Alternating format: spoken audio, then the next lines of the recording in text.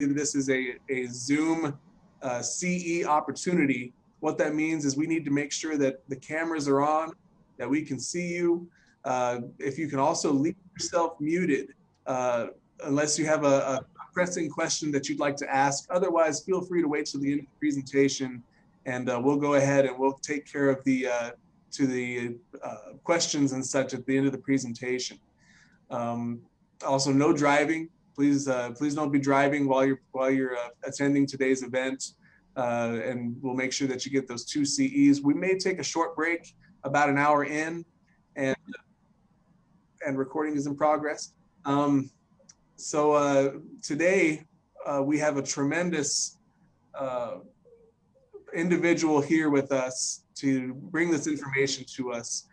Mr. Dodge, William Dodge, he has been a part of our centennial celebration this year. You may have seen a few of our videos that have come out recently that have dealt with just Albuquerque real estate, Albuquerque history, and Mr. Dodge is just a tremendous asset, a tremendous friend to GAR. He brings a wealth of information from Albuquerque history, and we are so fortunate to have him today to bring this to us. Again, thank you to our affiliates for bringing this to all of our Realtor members. Without further ado, I'm going to go ahead and let Bill get started on his presentation today, and get ready. It's going to be awesome. Bill, take it away. Well, thank you, Nick. And thank you to GAR and all the people out here that are joined our event today. This is very special to have so many people in the real estate profession joining us. It's a real opportunity for me to try to give you some information that can help you not only learn more about Albuquerque, but also to help your clients understand what they're buying, how it got to be maybe, and a little background information about their new home. So I'm very happy to be here. As Nick said, I'm a cultural historian, and people always say, well, what the heck's that? And so I try to explain it's looking through history with a cultural filter that's promoted basically by my education. My PhD is from the University of New Mexico in American Studies, which is a interdisciplinary educational program. And so I used a lot of it to study history, geography, law, all those things that I think go into historic preservation, which is primarily my background as a professional. I also got and backing all that is my bachelor's from the University of Arizona and my master's from the University of Chicago, which were both in anthropology. So therefore, I have a deep lens into understanding the world through culture. And so that kind of brings you into what I do. Most of the time I'm doing architectural history tied into how it interacts with society and cultures around the world. So today we're going to be doing a lot of history, and it's gonna be a whirlwind tour. We are going to look at a number of ideas and architectural styles that normally would take at least a day to go through, but we're going to whip through it in about 25 minutes. So it's going to go hot and heavy, and just try to keep up as best you can. There's a lot of material to listen to, so I hope you will enjoy it. So our objectives today are going to be, how did Albuquerque grow through annexation? How did we expand onto the East Mesa and the West Mesa, up and down the valleys through annexation by the city? Second, we're going to look at what were the popular architectural styles and designs over the past 140 years. we're going to start with the beginning of Newtown, Albuquerque, which, for those of you that don't know, happened in the spring of 1880 when the railroad pulled into town with materials and track, laying their way over all the way to the West Coast. And they'd come down from Las Vegas, New Mexico, and was greeted very warmly by the citizens of Albuquerque. And the reason for a new town of Albuquerque versus Old Town was that the track layers liked to go in a straight line. And there was a big bend at where Old Town sits along the river. And so the railroad, the Albuquerque, the railroad, Atchison, Topeka, and Santa Fe, basically was what it was, although it was several conglomerates put together. They worked with several prominent citizens here in Albuquerque to get land in order to make a new town. And this was a common thing that was done. Las Vegas, New Mexico it has a new town and an old town created by the railroad. But Elias Stover, Franz Huning, and William Hazelden actually worked for the railroad as to buy up land along their route, and then in exchange they would get rebates back from the railroad so that they would be able to buy more land for their own interests. It was a pretty good land deal and made everybody a lot of money. So after we learn about the styles and designs, starting in 1880, we're going to find out, well, where are these located in the city? There's pretty distinct boundaries, especially up until the 1970s, as to where different styles were in the city and how you would go about finding them. We're also going to take a quick look at some of the construction materials that were used through this time period, basically to understand why certain materials were used at different periods of time. And finally, we're going to do something that's my little personal favorite, and that is, what is a historic property and what do I do if I own one?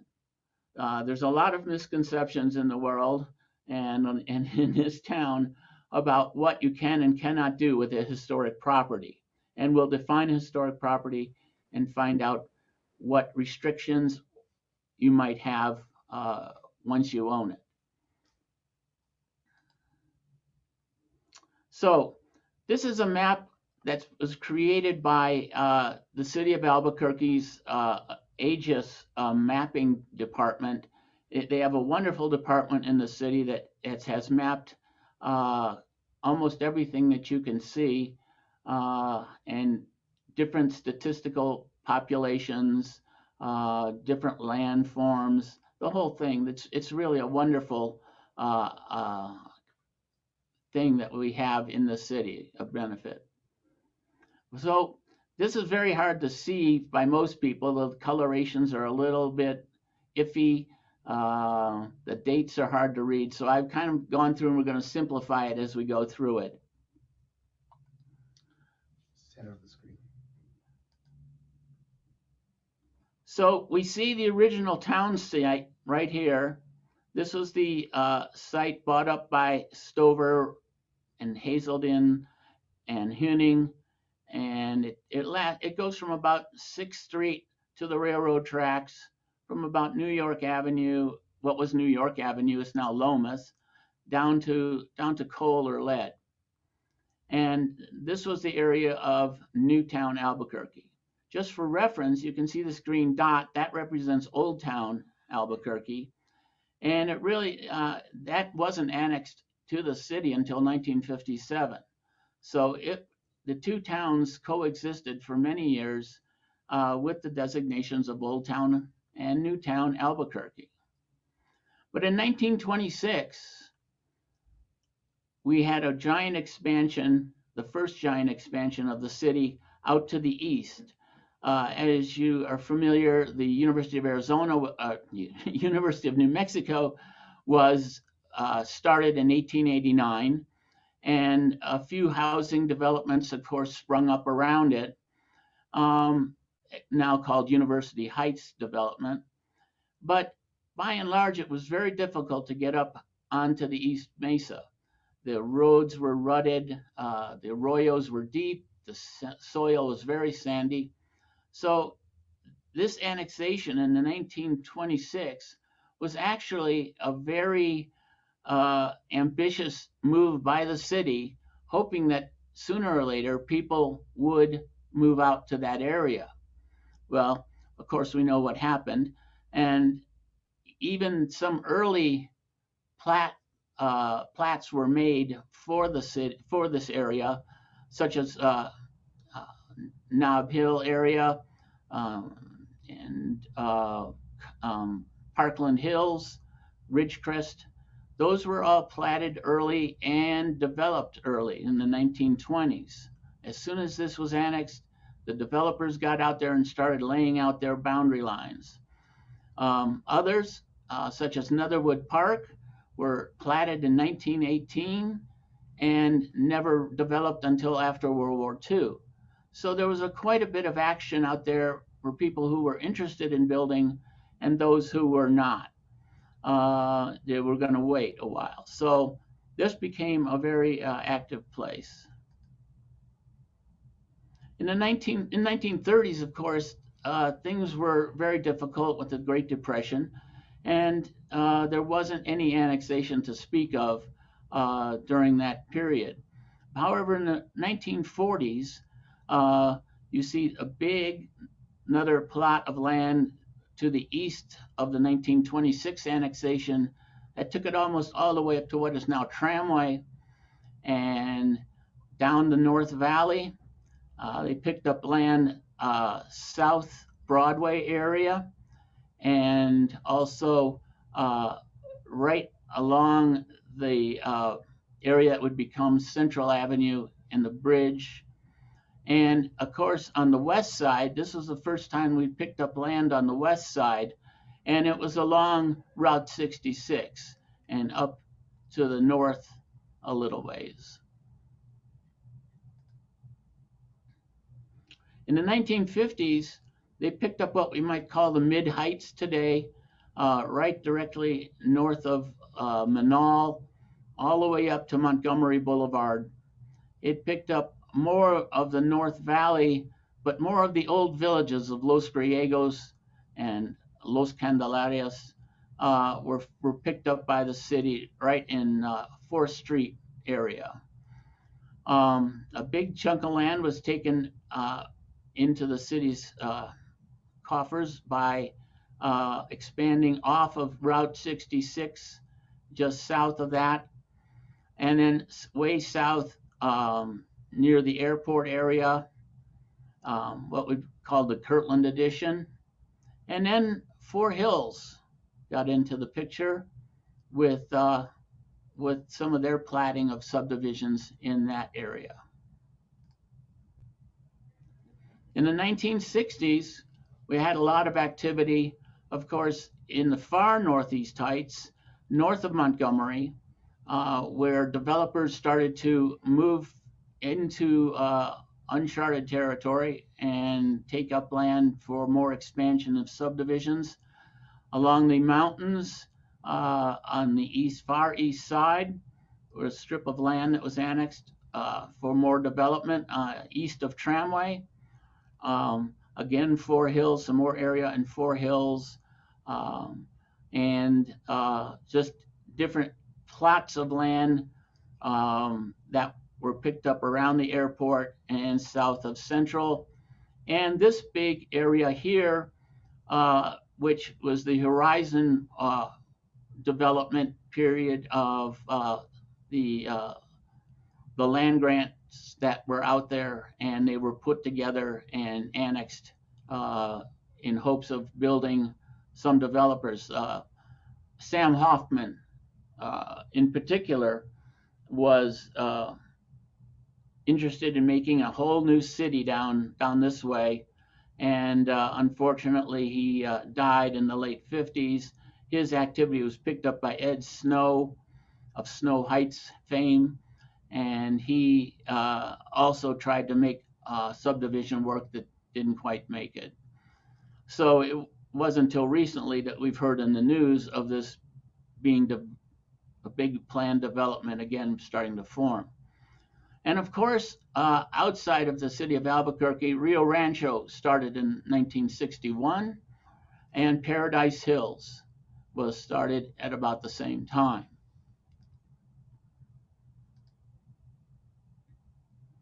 In 1970s, basically annexation followed the suburbs.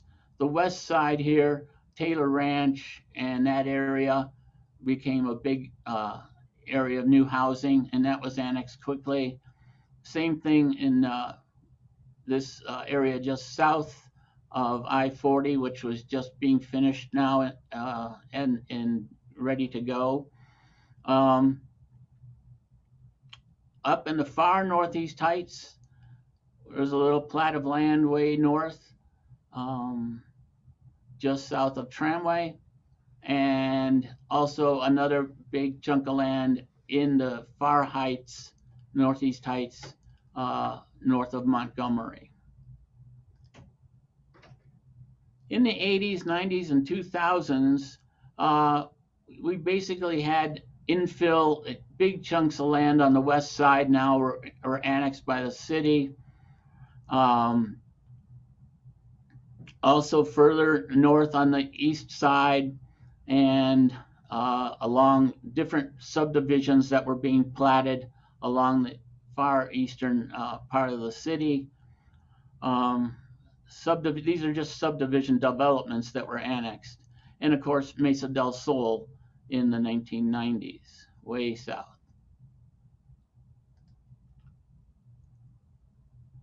So that gives you an idea of how the land was acquired by the city as we go through these time periods. And let's take a look at the architecture that was to follow into all of these areas.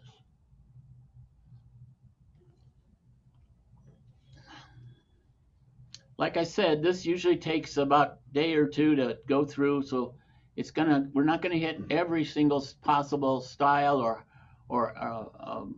every different kinds of subtype. I'm hitting kind of the highlights. And what we're going to be doing is we're going to be looking at character defining features of each architectural style.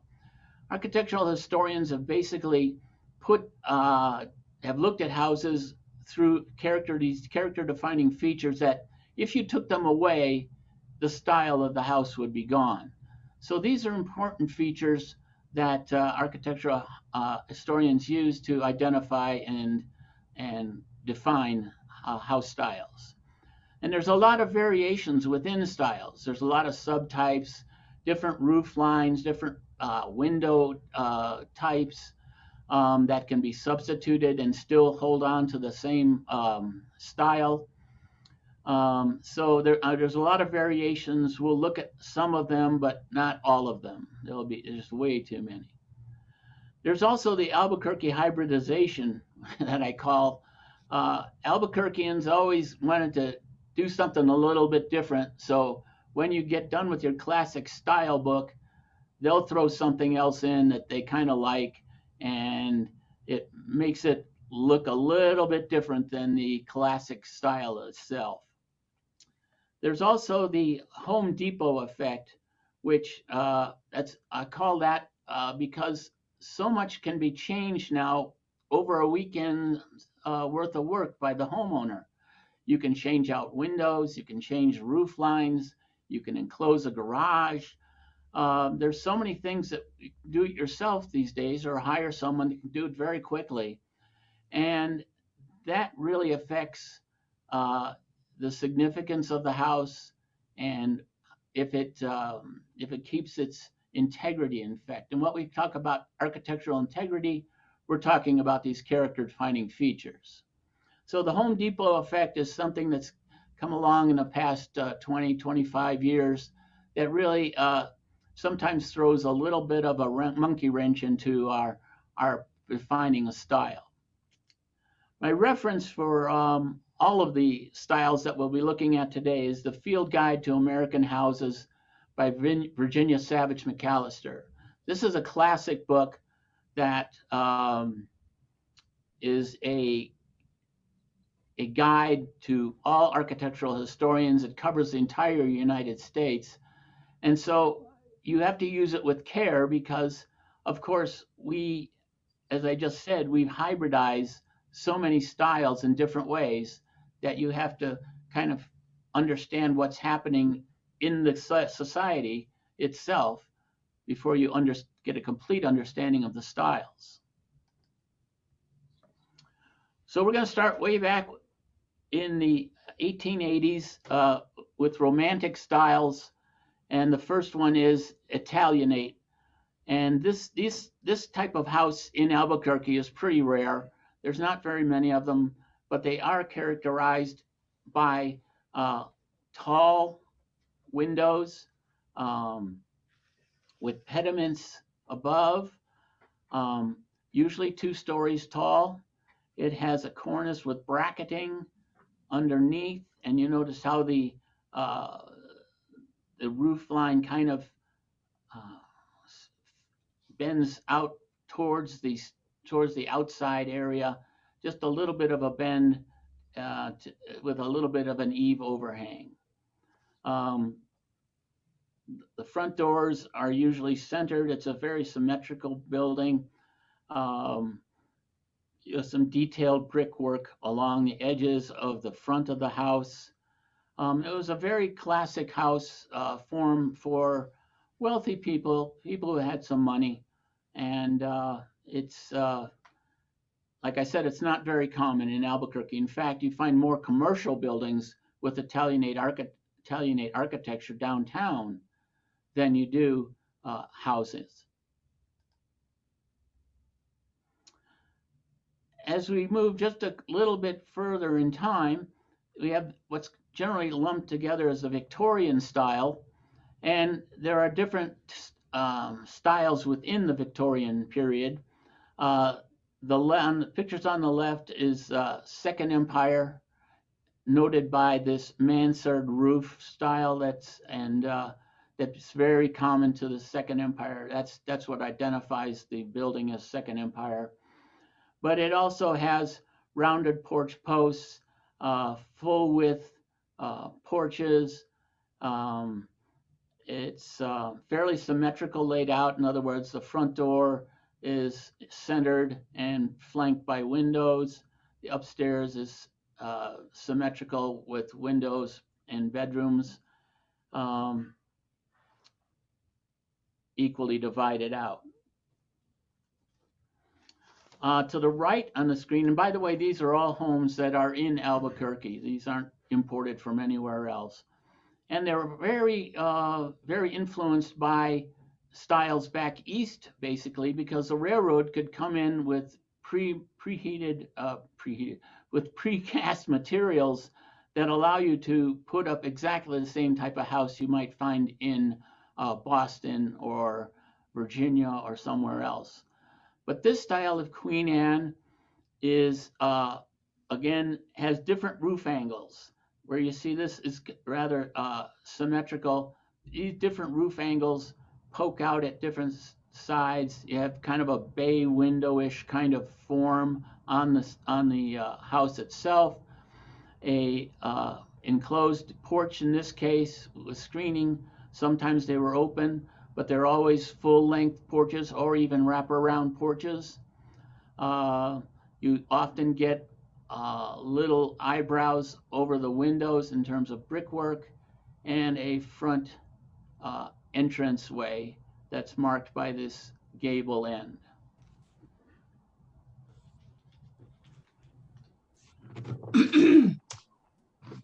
Now, in Albuquerque, what we have a lot of in the Huning Highland area are Queen Anne cottages.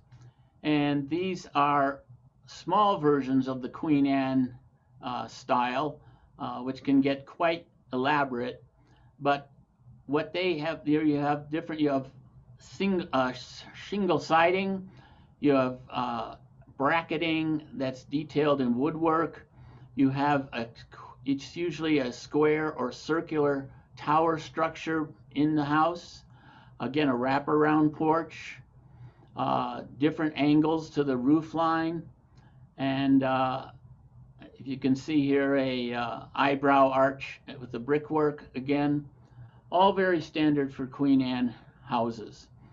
Here's one that's, again, you see the fish scale shingles and different angles to the roof line, but no tower, and only a half porch. So this is a little bit different, and this is what I talk about, the hybridization, how people might not have wanted a full porch. So they said, well, let's cut it off here, and you have to adapt that to the general style. There's also the New Mexico vernacular styles. This is a hipped box 4-square house. The hipped box part is, the roof is a hipped roof. That means it has 4 sides. Dormers are quite common in this style. It's a story and a half tall, full-length porch, and the interior is divided. They call it 4-square because it's 1, 2, 3, 4 rooms in the back, and maybe a room or 2 up at the top for sleeping rooms. But it's basically four rooms, 4 basic rooms to the house. Now, this house was very common in pattern books.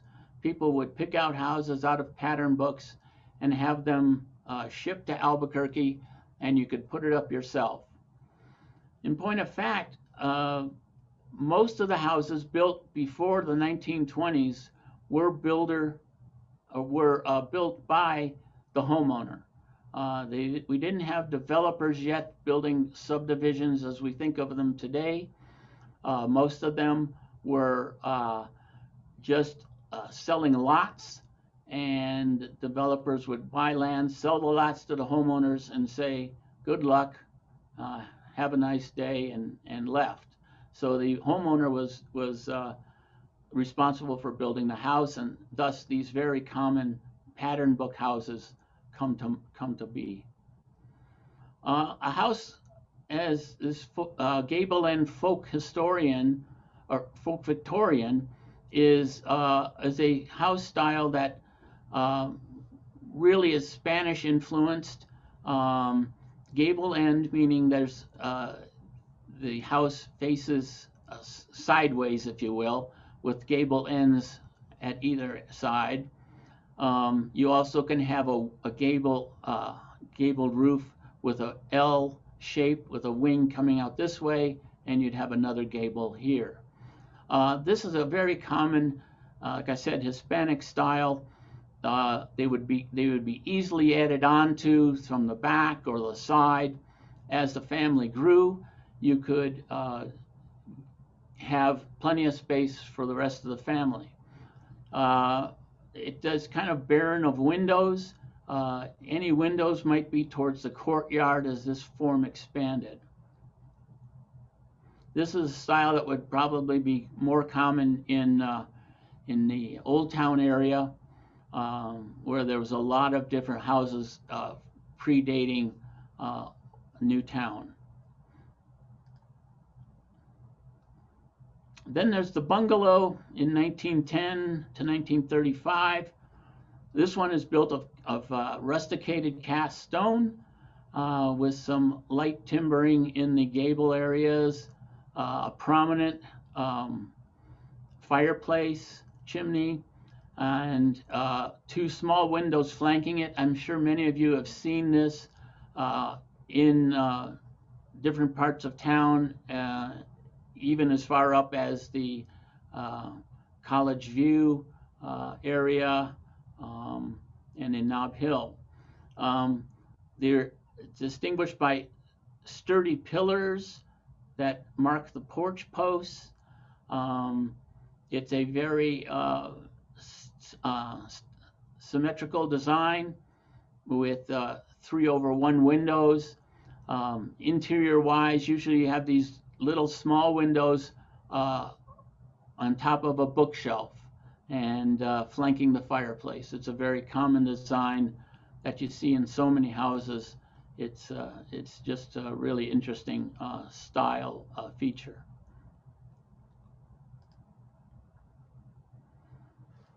Curiously, as these other styles were kind of making their way forward, all of a sudden, at around 1900, the modern movement, looking back on it, we call the modern movement in the early phase, steps in for about 20 years and has a almost completely different style to what was kind of evolving with the four square or hipped box home. And this was promoted by and developed by Frank Lloyd Wright in the Chicago area. This is the Berthold Spitz house in the Fourth Ward being that area between downtown, Newtown, and Old Town. So 10th, 11th, 12th, 13th, 14th, 15th Streets, that area there between Lomas and Central. The Prairie style has long overhanging roof line that distinguishes it. It's kind of a squat looking building with very symmetrical designs. Look at the windows are perfectly symmetrical. The groupings of windows down here in the living quarters, usually a porch that's in this case been enclosed but often had screening or open in the porch area. But this is a very formal design, and it was very popular for a short period of time. Similarly, the Craftsman style, which was the West Coast answer to the Midwest Prairie style. The Craftsman style had a lot of overhanging eaves with open rafters, eaves sticking out forward on the porch, big porch supports with brick, followed by square columns. Usually this gable front is a two-piece gable front, one in the back, one projecting forward over the porch. Again, divided windows, 5/1 here, and could be anything in terms of materials. It can be stucco over frame. It can be shiplap siding like this one. It can be brick. So it comes in a lot of different forms, but these projecting rafters under the long overhanging roofs are one of the keys to this style.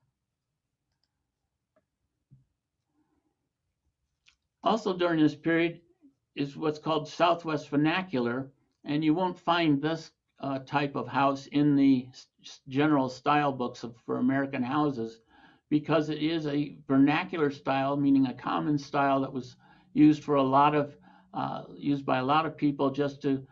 It's very easy to build and easy to add on to, and it's regionally developed. So in this case, we have a flat roof with parapets extending above the roof line, sometimes squared at the corners, sometimes what we call a mixtilinear parapet line that zigzags around the house. And it's a very simple house with a porch, usually enclosed by now, was originally open. A simple kind of 4-square interior. And the parapet line is what really defines a Southwest vernacular house.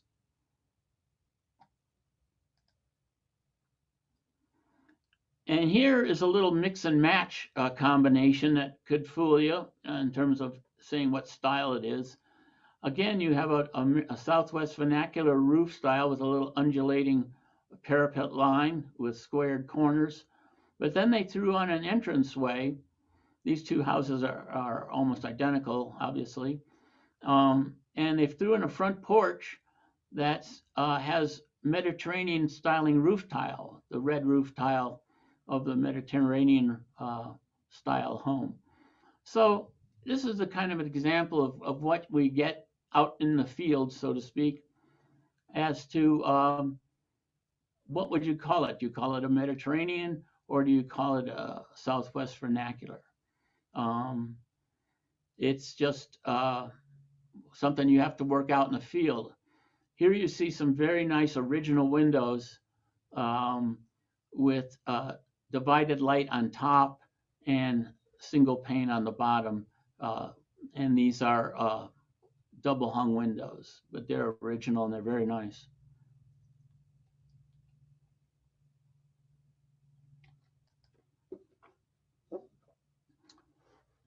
Beginning in the late 1920s, what's called the Eclectic movement came into being here in Albuquerque and took over the architectural market. And these are the revival styles: the Spanish Pueblo Revival, the Territorial Revival, the Mediterranean Revival, Tudor Revival, any kind of style that's been reintroduced into the marketplace from past the original styles that are long ago, usually from the early 19th century. The Mediterranean Revival style was so popular that any subdivision you go into after 1930 probably has a predominant number of Mediterranean style houses. Arched windows, red tile roof,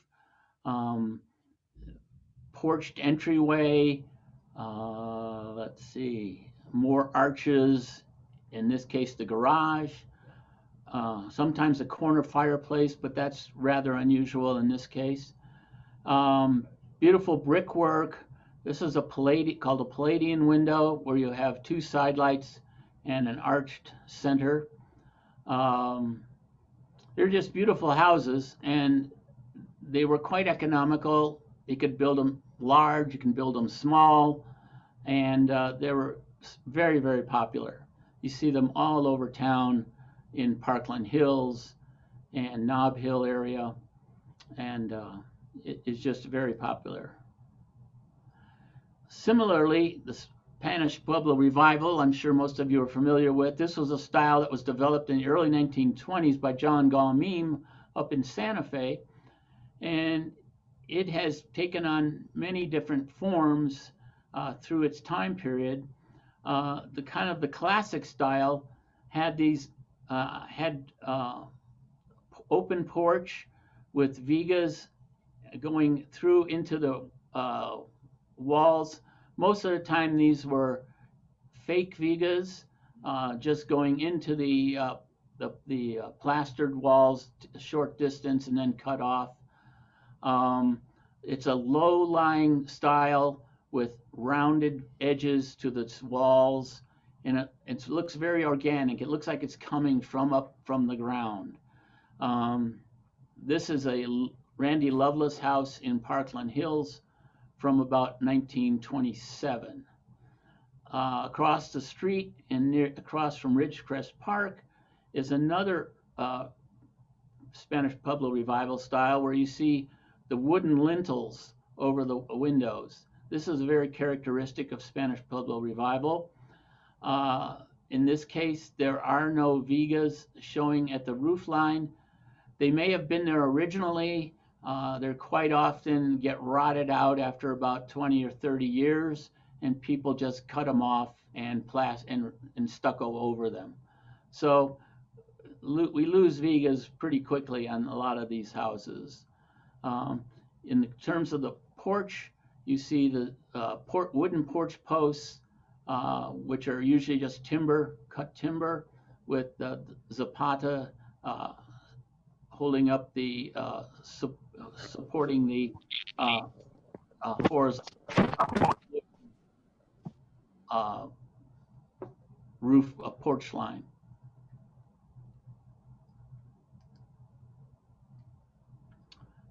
This is a Spanish Pueblo Revival from the 1950s, and you can see that they have left the porch supports across over the porch.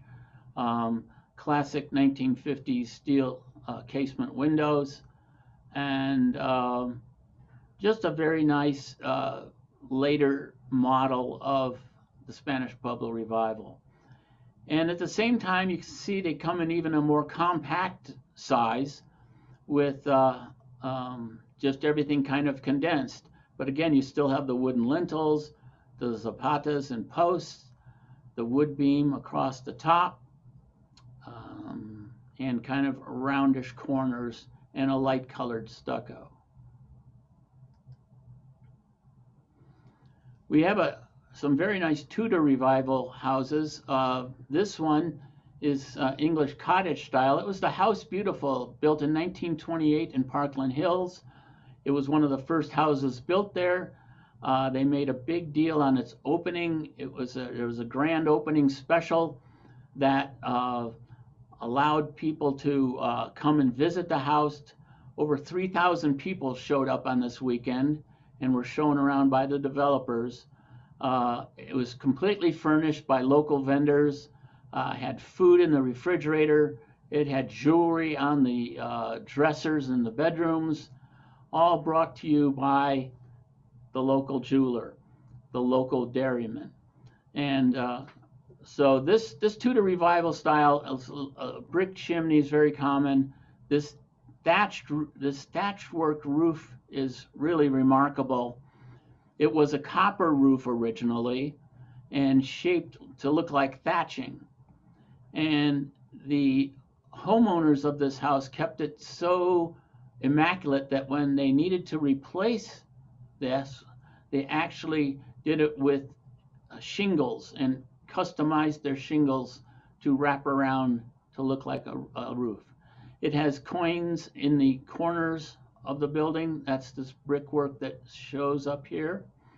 I believe there's some leaded glass in the building still, and it's an English cottage style of the Tudor Revival, because as you know, some Tudor houses are massive, two-story buildings. This one is a cottage style. Territorial Revival became very popular in the 1930s. This again was designed by John Gaumeme originally, and its distinguishing feature is this red brick coping along the top of the roof line. Very distinctive.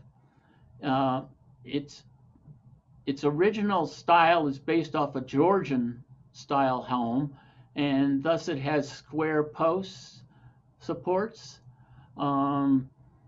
Usually they have pedimented windows, pediments over the windows, and shutters to add to the detailing. Here you see a very nice entryway with overhead lights at the doorway. So the territorial style became very popular. John Gaumeme adapted it for government buildings in Santa Fe, and it still continues today to be a very popular style. We now get into the modern movement, the later phase, which starts as early as 1925 nationally, but here in Albuquerque, we don't really see it until after World War II. And the distinguishing feature about an international style house is that it has no eaves, no overhanging eaves. The wall line goes right into the roof line and is squared off. It also is noted for kind of a lack of windows, although we'll see variations on that, where you have large spaces of blank walls. And you see it on this house. These two houses are built side by side in the Vista Larga neighborhood, just neighboring the North Golf Course.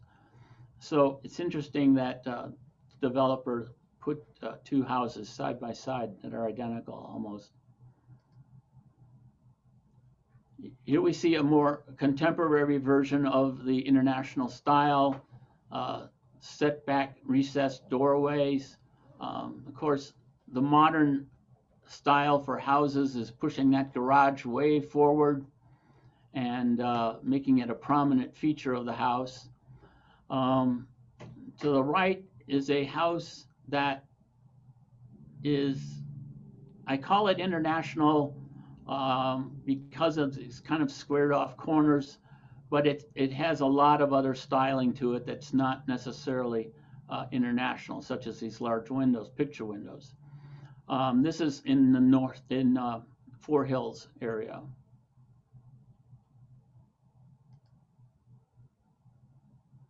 Streamline Modern is another modern style. We see it first in the late, it's been very popular in the 1930s, late 1930s especially. This is a picture of the Kelvinator house when it was first built. Some of you may know this house. It's on South Morningside, just about a block or so south of Central. It's really overgrown with trees and bushes now, so it's very difficult to see. But I took this is a 1938 photo, just to show you some of the features of the Streamline Modern. Corner windows are very big, and you're looking at a low streamlined design. In other words, you get a feeling like this is going to be moving here any minute with these rounded walls and a lot of use of glass brick. Here you see the glass brick. This is a house from 1947. So this style in Albuquerque lasted longer than most styling in other parts of the country. So, you know, as usual, we kind of lag behind on some things, including architecture. But here you see corner windows. This is an updated version of these. There were 3 Streamline Modern homes built in a row in Parkland Hills, right along Ridgecrest Drive. This one was kind of redesigned and updated to provide more curvature in the wall lines. Again, you see the glass brick here, which it's a very attractive style in that it's a flowing style, much different than the static houses of the time. Then we come, of course, to the traditional ranch house. It's a low, lean style with a hipped roof, large chimneys, ribbon windows, a picture window, all under this recessed entryway. This is built in 1955, I believe, and in Vista Larga neighborhood, and uniquely it has 3 garages, which is amazing for that time. Anyway, they usually have brick planters, very common looking porch supports in this case, but this recessed entryway is quite common. Everything is low and lean and ready to go. And this is original original landscaping, which was very typical for the 1950s. Here we see 2 other examples of the traditional ranch. Again, a picture window, massive picture window, and a very prominent chimney in this case. The recessed entryway is along behind the chimney here, but the overhanging eaves and corner windows are sometimes involved in this style as well. Now this house down in the lower corner is pretty standard detailing for a ranch house that I wanted to show you, with the wrought iron porch supports, ribbon windows with shutters, and a picture window here with shutters, and a brick planter. So this really shows off more of the details of a traditional ranch house, in addition to the hipped roofs.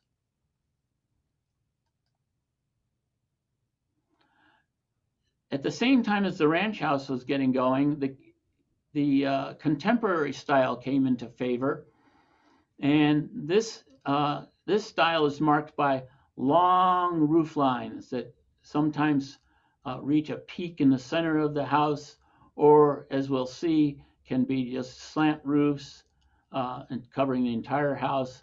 Lots of glass, but also lots of non-glass space in many of the houses. The ribbon windows are very prominent. This screen wall is really an important feature of many contemporary homes. But it really is the roof lines that you'll see here that make things stick out. Here's a flat-roofed contemporary home with ribbon windows, recessed entryway, and a board and batten siding. On the right is a house of glass, and this is another contemporary style feature using a lot of glass work. You'll notice this is the public area. This is the family room. The kitchen area is all on this side. And over here you see little ribbon windows behind. This is more the private space where bedrooms would be. Down at the bottom, you see another example of wall-to-ceiling windows with recessed doorway. And again, this private area, this is the bedrooms of the house. This is the open space living room and the kitchen. The hallmark of the contemporary home is really a open space type of floor plan. The family room, the dining room, and into the kitchen area has all been opened up. No walls dividing it as you have in a traditional ranch, where you have a living room and a dining room and a kitchen, and they're all partitioned off. This is an open space concept. And it also is, in the rear of these homes is often a time, as a place of opening up to the outside. So you have large sliding doors and large windows that bring the outside into the house.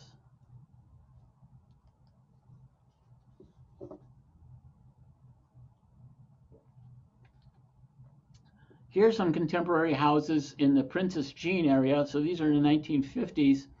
And you can see the distinctive roof lines, a slant roof that's duplicated on the garage.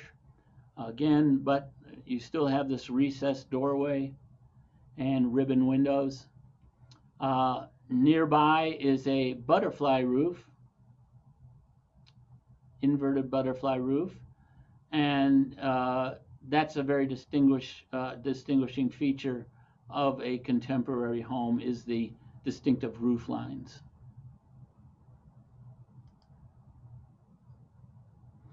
Now, we come to an interesting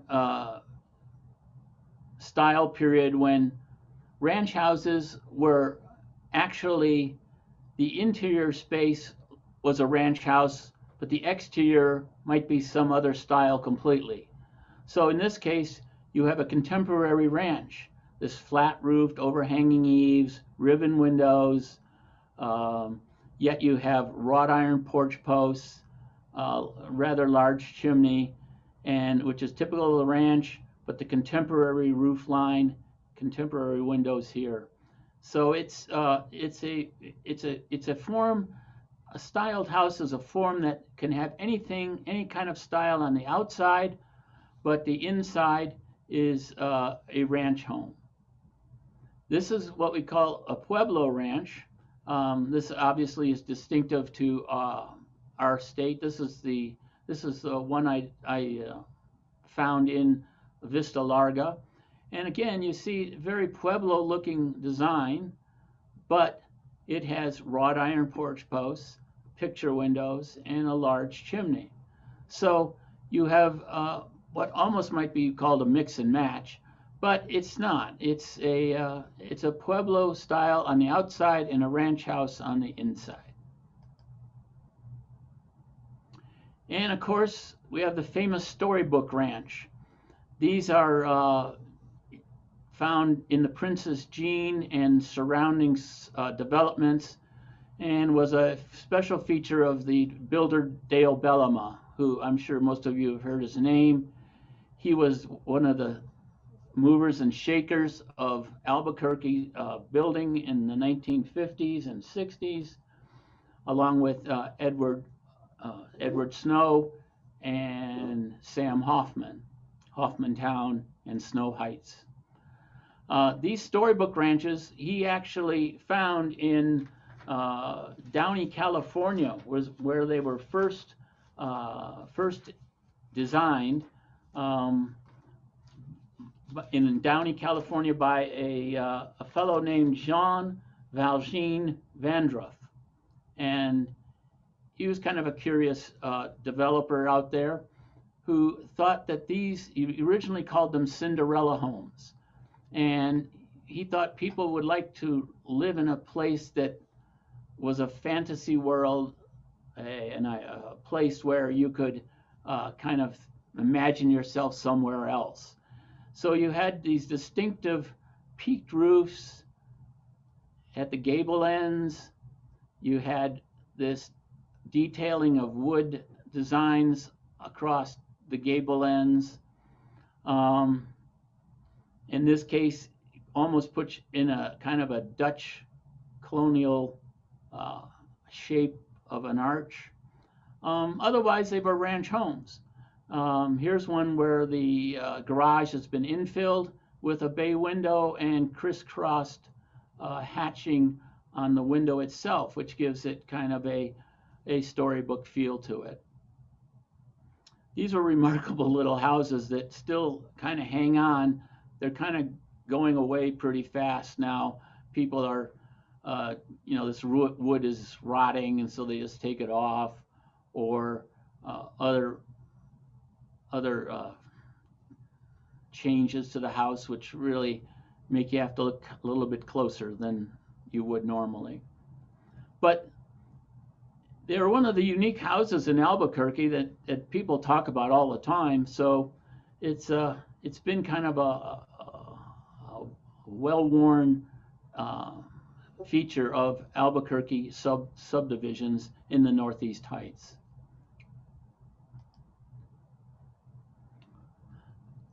So Bellama did that a lot, by the way. He would go to California every year and look at what the new housing designs were in California, and then he'd bring it back here and adapt them to his large subdivisions, sometimes over 300 homes. And each year he would have a little different style for that year. And that was one of Dale Bellama's big contributions to Albuquerque architecture and building. So we have now the shed style, which is a series of shed roofs on top of flat roofs or gable roofs, whatever you want on the base. But it's a shed roof that sticks up above the main roof line. This one done in wood. They're at different angles to each other, and it's a subdivision of a contemporary home. Now we get to the real recent stuff, and this is new territory for me because as an architectural historian, I usually deal with houses that have to be at least 50 years old. However, for this purpose, for our purpose here today, I felt it was really important to look at some of the newer styles that are popping up, because these are the ones that you're probably going to sell a lot of, and you'll get an idea of how they have related to previous styles. So these have been titled the Millennium Mansion, and you can see why. One author describes them as having an exploding roof line. In other words, the roof kind of blows up into different angles and styles, different window shapes. This one is pretty Mediterranean in its look, but it has all kinds of dormers and towers and fancy entryways. There's no really defining features to these. They just kind of are, and you as a architectural historian kind of think about, well, what do they kind of resemble? This one has a lot of Middle Eastern details with these Moroccan style windows here and up here. It's a very sprawling house.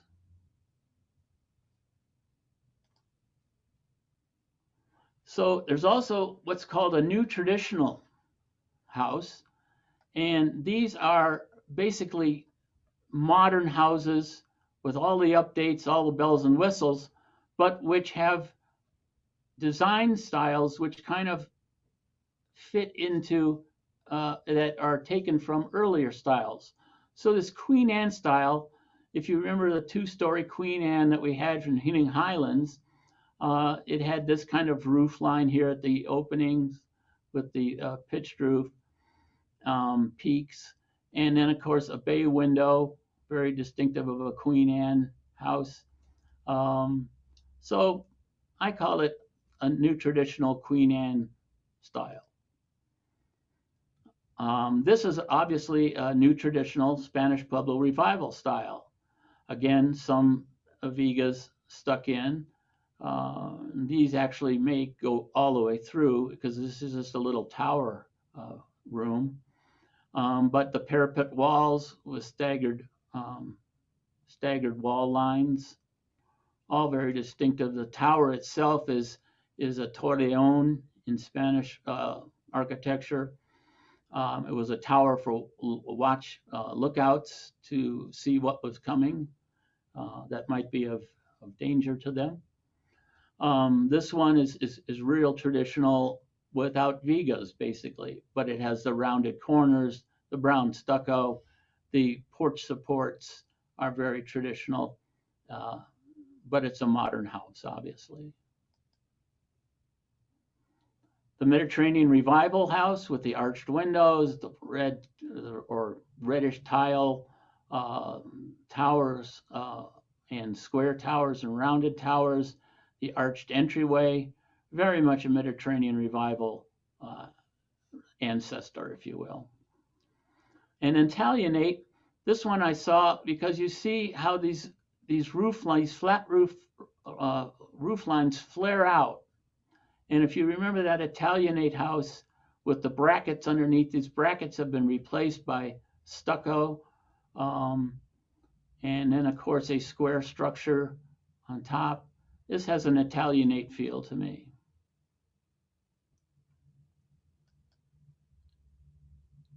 So let's take a little break right now, and 5 minutes or so, and let's see how this combines with these housing styles combine with different parts of the city.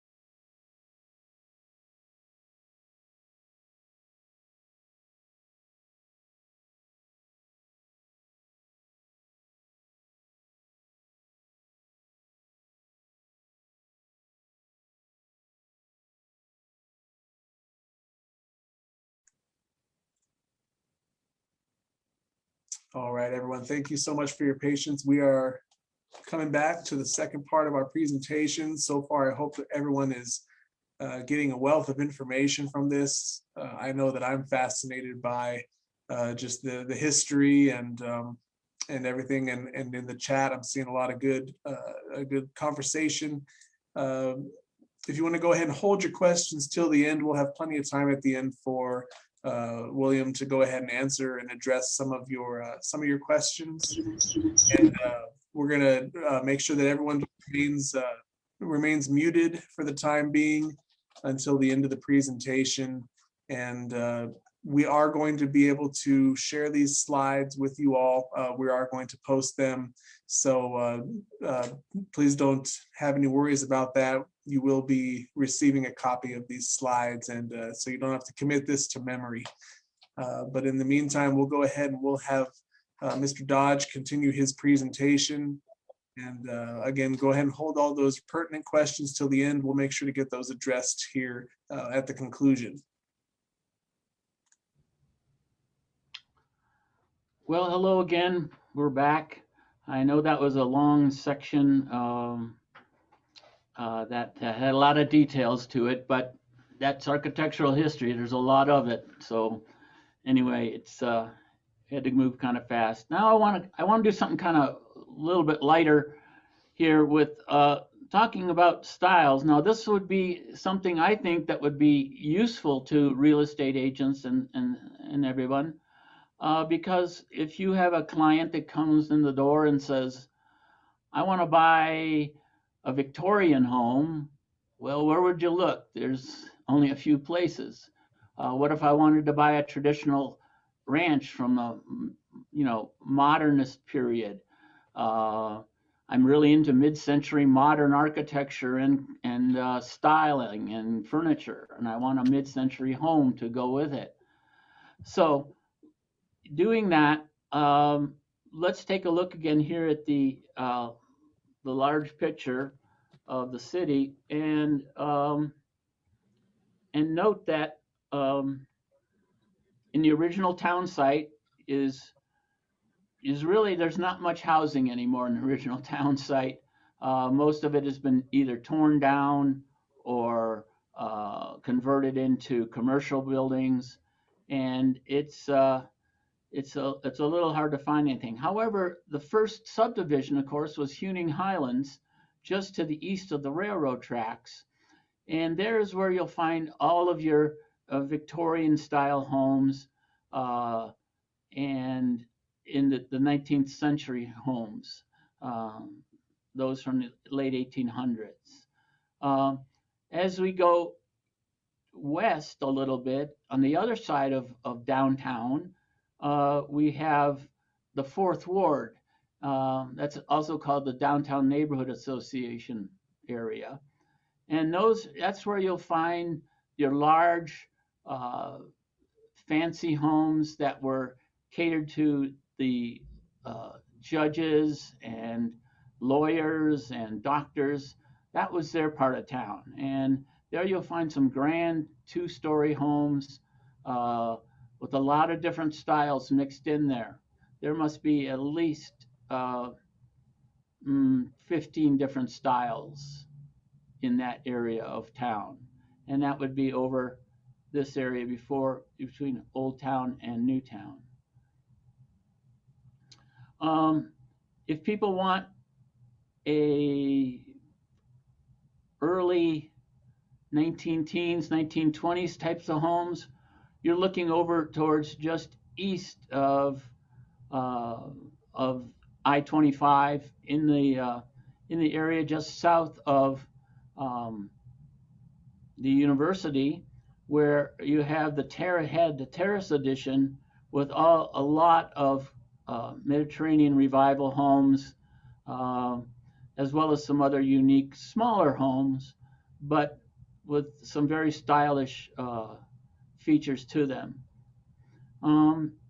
Say they wanted mid-century modern, well, you go up here to the Northeast Heights. These are the Mossman home, which was very, very popular in the late 1950s, early 1960s. They were well built and for the time fairly spacious. But that is a classic mid-century modern ranch house area, as well as contemporary homes. If they want something newer, of course, you go north of Montgomery into that area of town that has homes built in the 1980s and 90s and onward. Down in the southeast Mesa, Parkland Hills was developed in 1928. It's one of the earliest developments in town, and it started with a design of that we call picturesque style of development. In other words, it has circular streets, wide streets, little islands of landscaping. It was at the time it was built, it was one of the highest priced, classiest places to live. There were a lot of doctors there and other people that were associated with the VA hospital nearby. Those houses are a mixture of Mediterranean Revival and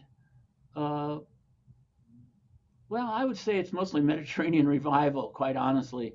There are some ranch houses mixed in a little bit later and Territorial Revival homes, but this is kind of the heartbeat of heartbed of Mediterranean Revival housing. On the west side, of course, the west side wasn't started out in Rio Rancho and Paradise Hills until the 1960s, and they were really traditional ranch houses that they advertised as, you know, outside of the city limits and really out in the country living. But as we moved into the west side proper, say Taylor Ranch area, in the early 70s, you start to get the traditional contemporary homes that were popular throughout the city, as well as some ranch homes. Ranch homes are everywhere, of course, but the contemporary homes are mass-produced at this time as well. If they were looking for more custom-built contemporary homes, you would look in the Near Heights area, like the Vista Larga subdivision, north of UNM, had a lot of architect-designed homes in its western section. In fact, that is now a historic district of mid-century modern homes. We'll talk more about historic districts in just a second. And of course, Mesa del Sol is being developed now in a variety of designs that look to late traditional, new traditional style housing. That's about it in terms of the big differences. So you have Victorian and early teens in the center of the city, and mid-century modern homes as you start to arc out in the Northeast Heights, and in the later 70s you get 1970s homes on the west side, and 1980s and beyond up in the far Northeast Heights, and that about does it in terms of styles and locations of in the city.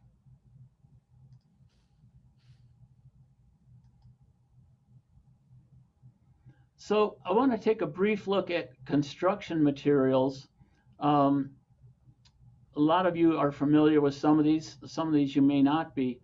The support systems, you have the wood frame housing, you have stone, either ashlar or rubble stone. You have cast stone, which we've already seen in one picture, rusticated, that from afar may look like real stone, but it's not. Brick. Hollow clay tile is a style that was popular in the 1930s and then kind of died out. It was also called pen tile because it was produced at the penitentiary. And so you'll hear a lot of people refer to it as pen tile. A concrete block, also known as cinder block or CMU block. And of course, poured concrete for the more modern homes. You might have some, I've seen some homes that are poured concrete in the modernist style. As for cladding, you have horizontal vertical boards, stone and brick veneer, stucco, of course, and shingles. The most common, of course, is stucco, and then horizontal and vertical boards were popular in the 1930s and some into the 50s. And stone and brick veneer are still used today, started primarily in the 1950s. Here we see rusticated cast stone on this house.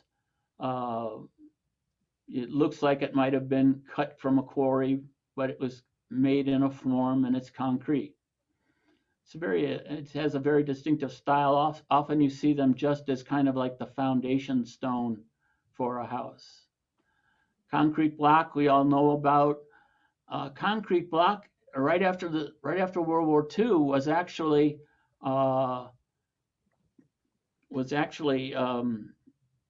used in-house construction for the entire house.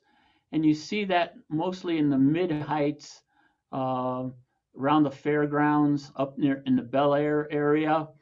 And these are kind of remarkable homes that they built very fast. There was an acute housing shortage, and they needed to put up stuff that was easily made, easily fabricated, easily put together.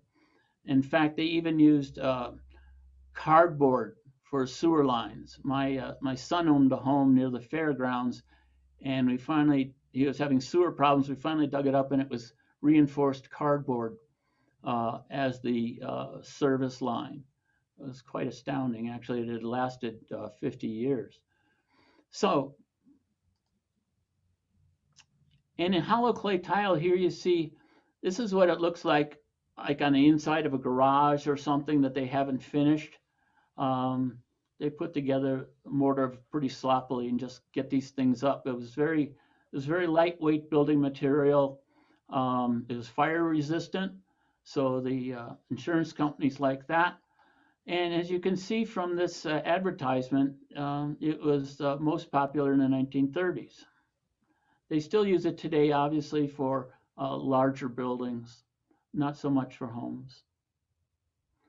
If you ever own a home, as I did, in the College View area that was made of hollow clay tile, you'd find out very quickly that it's almost impenetrable by a nail.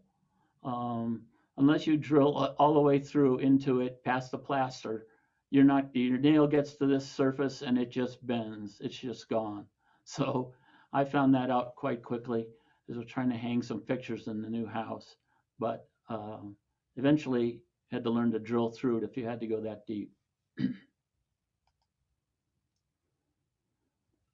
We are looking at this in different types of stone veneer and wood veneer. This is ashlar sandstone cladding, very regular blocks in different sizes laid in random style. This is dripping mortar style, which I don't quite understand, but it was very popular in some of the 1950s homes that I've seen where the mortar was left unfinished. And of course, this is a contemporary home with two styles of wood cladding, horizontal board and vertical board that they used to make up a nice combination of exterior surface cladding.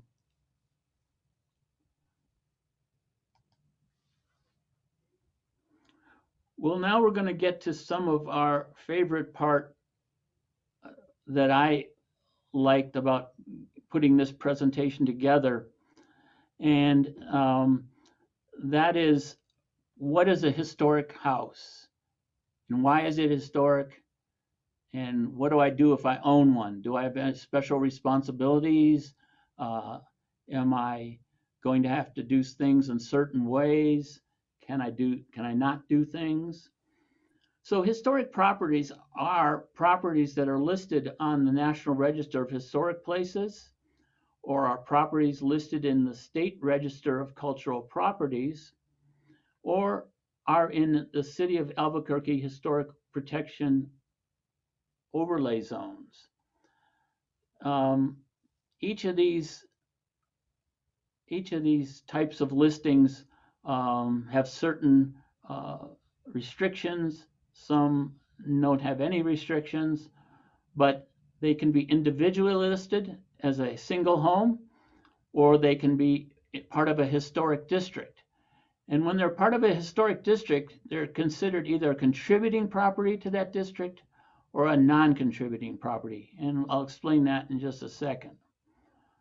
But here we see the Berthold Spitz house again, and this is listed individually on the National Register of Historic Places for its architectural qualities, for obvious reasons. On the right is a historic district of mid-century modern homes, both ranch and contemporary homes, international style. And as you see, it has very specific boundaries that surround it. And there are homes that are listed, that are contributing properties, and homes that are non-contributing. The non-contributing being the hashed lines in the property line. So you can see there's clusters here of non-contributing homes. A non-contributing home is either has lost all its historic features. In other words, we talked about integrity for a second. It has lost its architectural integrity for that style of home. Too many changes have been made to it. Or another reason for not being contributing property is the fact that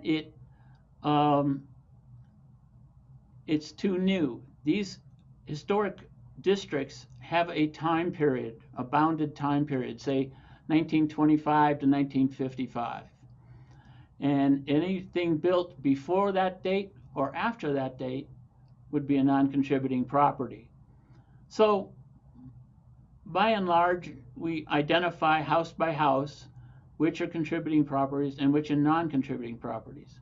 And only contributing properties are affected by National Register guidelines. Now, the National Register of Historic Places is the official federal list of all districts, sites, buildings, structures, objects significant in American history, architecture, archaeology, engineering, and culture.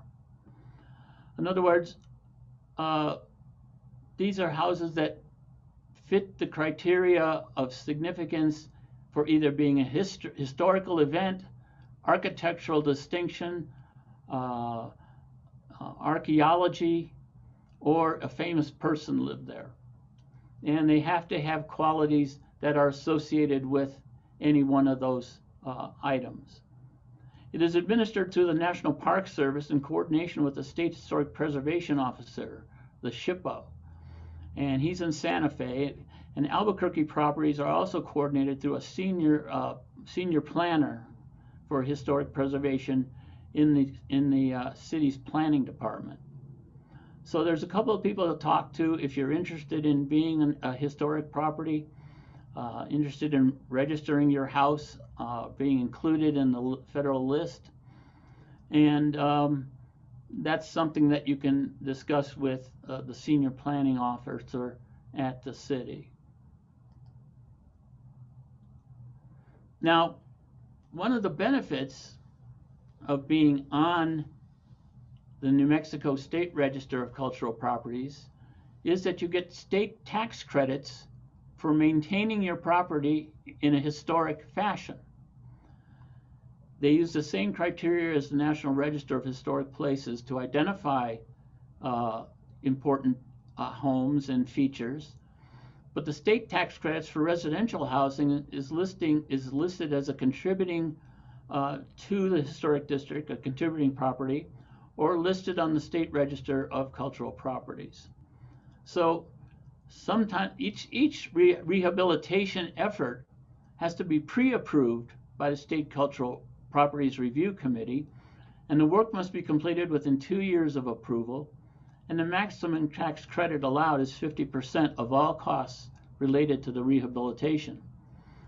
So I have used this program myself in one of the historic homes I owned, and it is really a marvelous thing because it considers roofing, wood repair, all the things that might need by regular maintenance. You can get 50% tax credit, but it must be pre-approved. You can't just do it and then go back and say, well, here I am, here's what I did, I want my tax credit.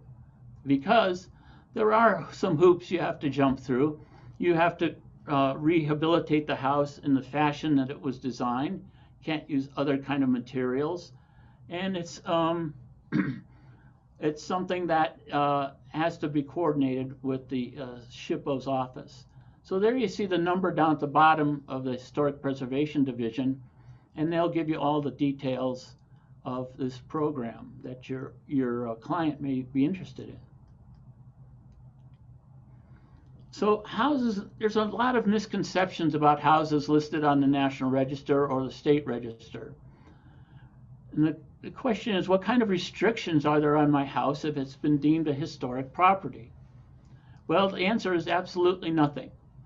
You can tear down the house, you can remodel the house, you can do whatever you want to. It's your house to work with.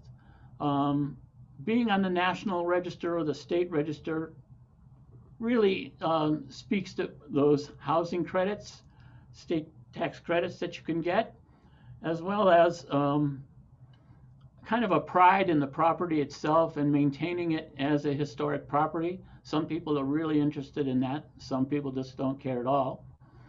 So if you are asked if it's listed on the state or national register, what kind of problems I'll have with maintaining it, there's absolutely nothing.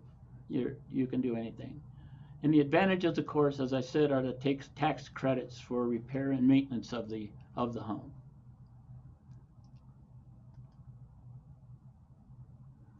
Now, a different kind of situation is called the Historic Protection Overlay Zone. And that's a part of the city zoning code. And these overlay zones were created by the City Council to protect areas of historical, architectural, or cultural significance. Property owners must receive a certificate of appropriateness from the city before they begin work. And these approvals are granted by the Landmarks and Urban Conservation Commission, the LUCC. And again, it's contact the senior planner for historic preservation. There's her telephone number on there.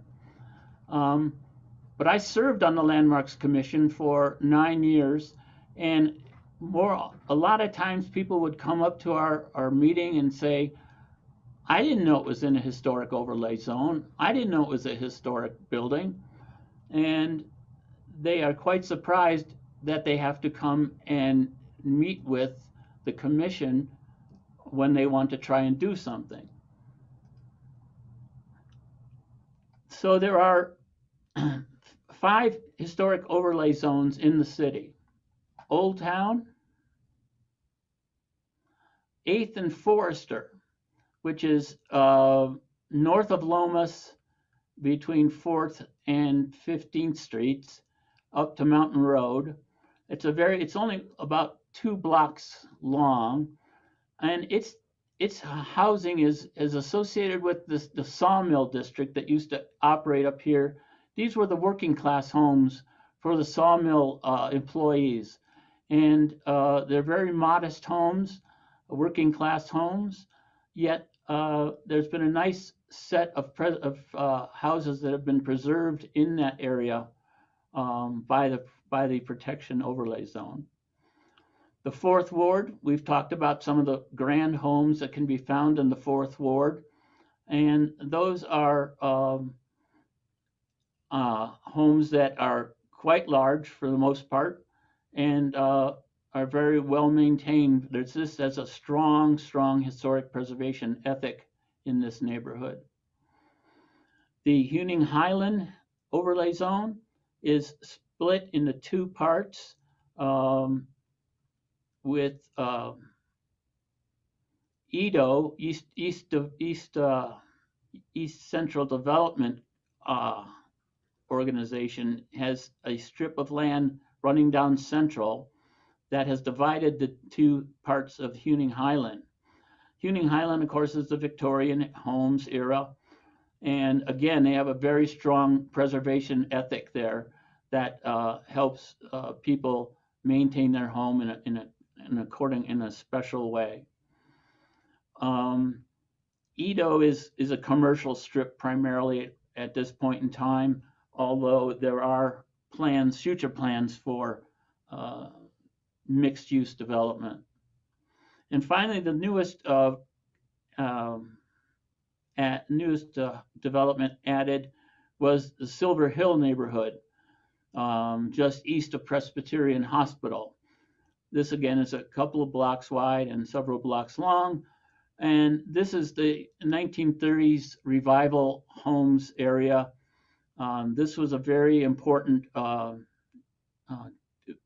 addition to the city. It was called the Terrace Addition, and it was developed in the early 1900s. And it became one of the first kind of automobile suburbs to the city.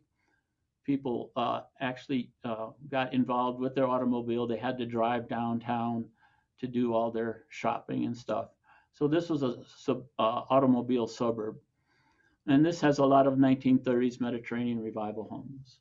So those are the only historic protection overlay zones in the city. There are many historic districts located throughout the city, especially in the downtown area. But as I said, you are not, a homeowner is not bound by any restrictions in those areas. A certificate of appropriateness is required when you do any exterior alterations to the home, including porches, roofs, windows, new construction, new additions to the house. If you wanted to add to the house, it has to go through review by the commission. And any change in exterior materials is usually denied. And if you demo any part of the building, that has to go through the commission's review. Erecting a fence, almost anything to the exterior of the building or to the property that is visible to the public. So we're talking about street facades mostly. Corner lots have to have two sides that are watched. And the Landmarks Commission is a very pretty strict commission in that it doesn't allow too many changes outside of what the original design called for. And so there is quite a restrictive covenants on these houses that many people object to, but that's what's involved when buying a house in that area. There's no COA required on routine maintenance. That's very simple and obvious to do, and it's conditional upon the approval of the preservation planner. So there is a streamlined process for getting your approval if it's a minor repairs or it doesn't. It's obviously being repaired in a way that maintains the integrity of the house. And it doesn't include interior maintenance, alteration, or demolition that does not affect or alter the exterior appearance of the house. So it's exterior only, and it's pretty strict. So it's always good to call the city planner for historic preservation when doing anything in that area. There are historic standards and guidelines to help you understand these historic overlay zones, and it helps you understand that any development or renovation is consistent with the building's historic character. So they go into detail about materials, about styles, and about how you can renovate or maintain the house using materials that are either the same or similar to the pieces that need to be replaced. And they're specific to each of the 6 overlay zones, so it's not one size fits all. As you can see here, these brochures, one is for new town development, that's be downtown obviously, and early automobile suburbs such as Silver Hill.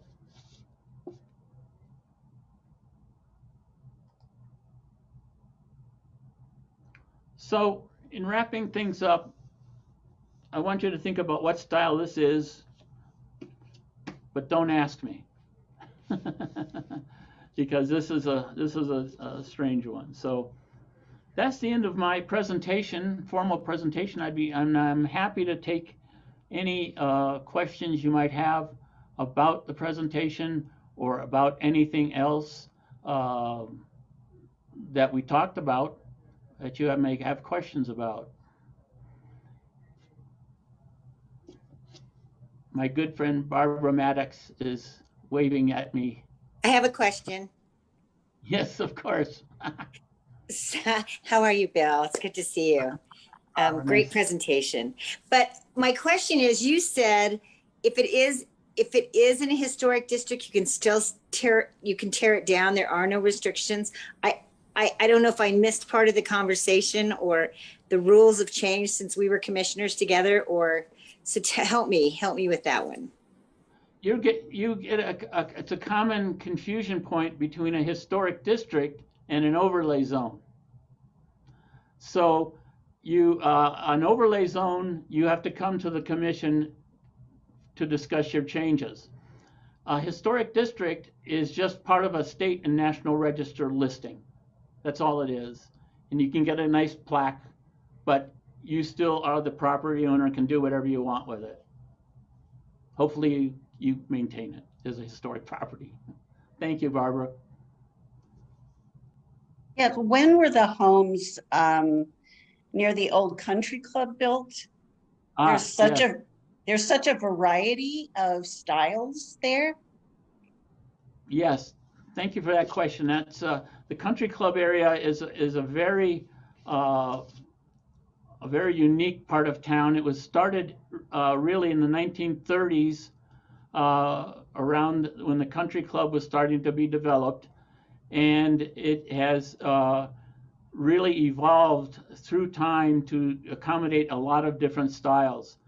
That was a late developing development because that was swampland and used by the Huning family as pasture land. And so when it wasn't flooded, they would put the cattle out there and chew on the grass. And until the 1920s, when the Mid-Rio Grande Conservancy District was started, and they started to drain this swampland and bring it back through the use of dams and everything from being flooded all the time, that's when it really got going as a residential area.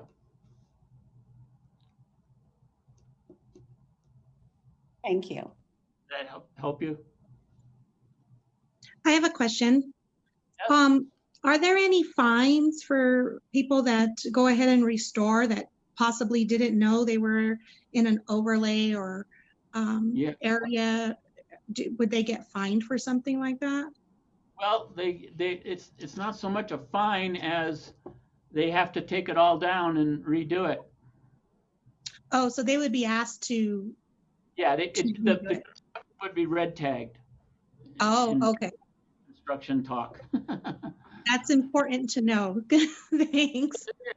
And I really urge, Barbara Maddox, I know, has been helping urge this to other realtors for at least 20 years, of letting your client know when they move into an overlay zone, you got a situation here that you got to think about. Do you want to be responsible for upkeeping that home?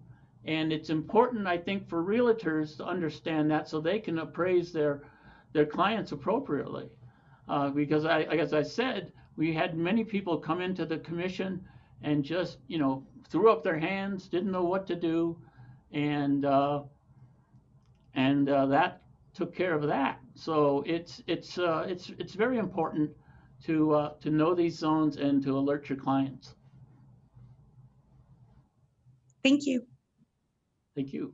So is there an easy way, if we don't remember what we did with this presentation after we get it sent to us and it's downloaded, to find out where those overlays are?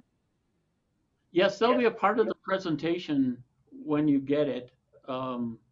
It's a PowerPoint presentation, and it'll have exactly the slides you saw with that map of the overlay zones. Does the city have anything in their Aegis maps or anything like that with those overlays? Do you know? The city map department has a lot of has a lot of maps, and several that include not only historic overlay zones, but historic districts themselves. So you can download those maps from the city's map department, and it'll show you everything you need to know geographically. Great, thank you. You're welcome. Hello, Oh, yes. this is Carol. I think I started out writing that you had 5 overlay zones, then later there were 6 overlay zones. In any case, I missed at least one of them. So You probably missed the 4th Ward and Hewing Highland and Silver Hill and Old Town. Yeah. What are the other 2? 8th and Forester is one. Okay, That's just north of Lomas. yeah, I know where it is. Okay. And the other one is a little strip of Edo. If you are familiar with that term, that's the strip of Central Avenue that divides Hewing Highlands in 2. Are Okay. you familiar with that kind of, that's physical space? I That's haven't like- been at this as long as Barbara, but a long time. So I'm familiar with a lot of this, but thank you.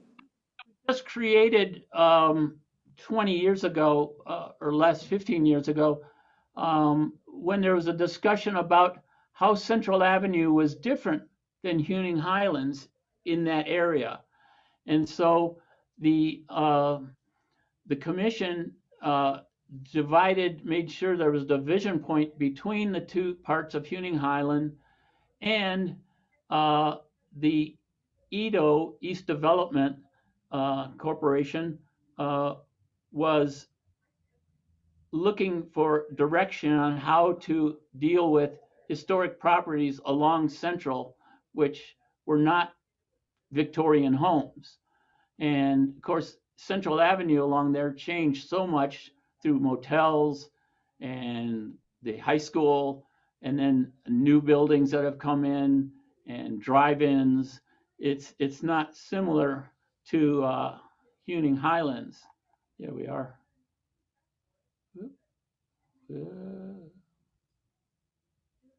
So they made this strip of land along Central as part of the Edo historic overlay zone. And there are some historic buildings tucked in there, and they're looking to preserve those. Barbara, do you want anything to add on that? Well, someone asked how they can tell or if there's maps. There are maps available in the zoning, but also we worked really hard to get it into MLS. So it is in MLS. You can mark in there if it is in a historic district or historic overlay. So that's something that you can look at on in MLS. Jim Maddox, I can't take credit for it. Jim Maddox started it and we got it through. So it is in there if you look at, I think it's, I'm not sure which area it is. It's changed a couple times through the years, but that helps us a little bit. And we have a form, I think in my office. If you guys email me, I'll do it next week, but I will email you something that's just a disclosure saying that this is in a historic district that we used for you. We've used it for years. So I'd be happy to share that with you if you guys pop me an email, but it won't be until next week. Thanks, Bill. Right. This was great. This was such a great presentation. I really appreciate it. Sure. I have another question. Is there like a place that you can type in an address that like on a registration area that you had talked about earlier? Yeah. There is an actual list put out by the SHPO's office of all of the historic districts and individual properties for the whole state. So you can look in Bernalillo County and they'll have the name of the property and its address. Okay. Is it the same in other areas of New Mexico as well? Yes. This historic properties, the National Register, the State Register apply to all of New Mexico. So there are these, there you can find them for Otero County. They're divided up by counties. Okay, thank you. Thank you. I'd like to know, can you use tax credits to do repairs of a foundation, especially in the 4th Ward? There's like 100-year-old foundation and it's showing signs of deterioration. Yes.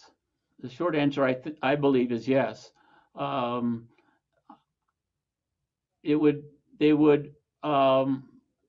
state would probably work with you on using similar materials or trying to maintain the materials as best as possible without redoing the whole foundation, if that's possible. But I mean, they let me, they gave me tax credit for, redoing my flat roof house, gravel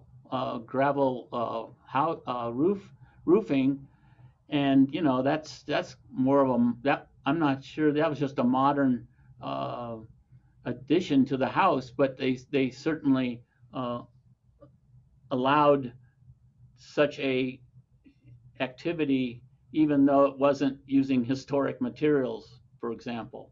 So they do allow non-historic materials, perhaps if it makes it look the same as it was, if you use modern materials to make it look the same, or if you can use the materials that are already in place and reinforce them. So that's how I would see it. But I think that would certainly be part of a eligible rehab. Yeah, that would protect the home in the long run. So I'm sure they'd be interested in working with the owner as closely as possible to make it work.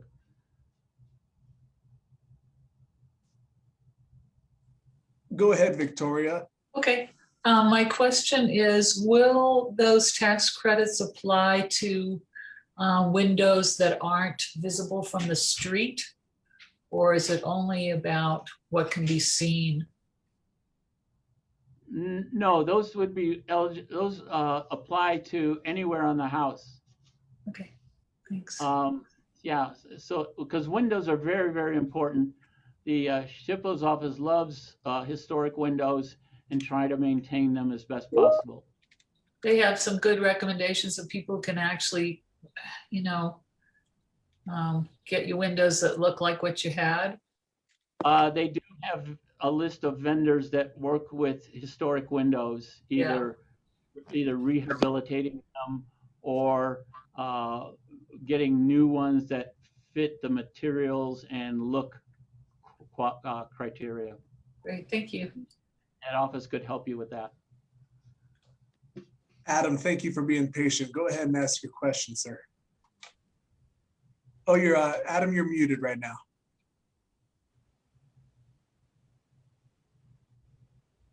There, better? There you are. Okay. So I have a home that was built in 1930 that's all adobe. And I started out by replacing the windows. And after the contractor had finished, he said, you know, you're going to have to rewire this whole place and you're going to have the foundation looked at. You should probably think about getting this registered as a historic property if you're going to spend that kind of money and get a tax credit. Mm-hmm. Well, we've already replaced the windows on this old home. It's in the South Valley, which I don't see on any of your maps. And so I'm not sure the likelihood of getting it approved, firstly, because of its location, but secondly, because I've already started ripping into the windows and I replaced them with modern, more energy efficient windows. What was on there were very, very deteriorated. Am I out? Well, the first thing that would have to be done is decide if you're building, if your house is eligible for the state or national register. And that would be a call to, again, the SHPO's office and saying, I have a 1930s house that I'd like to register as a historic property, and they would give you guidance as to whether it still has features enough to become get on the state register. With the new windows, you have some serious obstacles to face, I'm afraid. That's right. Yeah. But yeah, it's sometimes possible. But I have a house that was built in at least 1810. It's on the Camino Real, and I can't register it because the windows have been altered so greatly. So you just kind of take care of the features that you can, you know, what features are left, and enjoy the house, you know. It's the way it is. But I understand all of those problems that you're facing, and it's a big task. And I wish I could be more positive about its eligibility. That's okay. Okay, thank you. Well, thank you everyone for attending today's presentation. Bill, we can't thank you enough for bringing this wealth of information, not only today, but for all of our centennial content that you've been helping us out with. You've been a tremendous asset to us, and we look forward to continue working with you and bringing more of this content to our members. Again, we will be sending out the presentation to everyone, and don't worry about your CEs. We're gonna go ahead and transmit these to the straight to the commission, and you should receive your certificates electronically as well. If you have any questions for us, just contact us, education@gar.com, or give us a call. And aside from that, again, thank you to our affiliate sponsors. And everyone go out there, have a safe and wonderful day. And we'll see you here very soon.